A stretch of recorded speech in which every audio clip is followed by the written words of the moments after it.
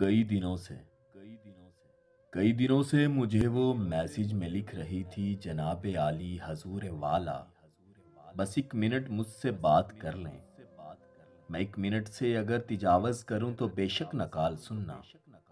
मैं ज़ेर लब मुस्कुरा के लिखता, बहुत बिजी हूं, अभी नई नज़्म हो रही है। वो अगले मैसेज में फिर ये लिखती, सिसकती रोती बिलकती नज़्मों के उम्दा शायर, तुम अपनी नज़में तराशो लेकिन कभी तो मेरी तरफ भी देखो, कभी तो मुझसे भी बात कर लो, बस 1 मिनट मेरी बात सुन लो। मैं हंस के लिखता, फजूल लड़की, बहुत बिजी हूँ, बस 1 मिनट ही तो नहीं है ना। वो कई दिनों तक खामोश रहती।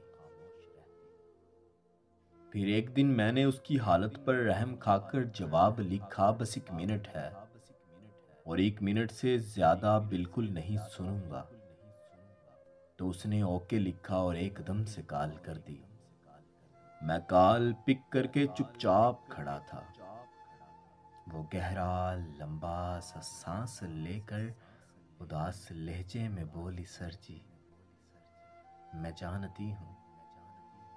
जानती हूँ कि 1 मिनट है और 1 मिनट में मैं अपने अंदर की सारी बातें किसी भी सूरत न कह सकूंगी।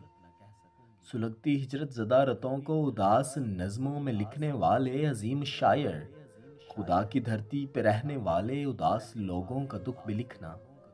कभी मोहब्बत में जलते लोगों का दुख समझना, कभी किसी नज़्म में बताना कि जिन्हें तुम्हारी रफ़ाकतें ही कभी मुयस्सर नहीं हुई हैं, जिन्हें तुम्हारी मोहब्बतें भी कभी मुयस्सर नहीं हुई हैं।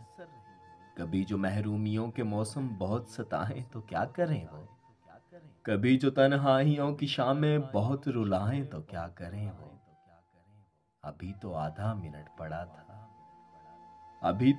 मिनट पड़ा था मगर वो लाइन से हट चुकी थी। वो 1 मिनट की जो कॉल थी ना, वो 30 सेकंड में कट चुकी थी। मैं कितने बरसों से अगला आधा मिनट गुजरने का मुंतजिर हूँ।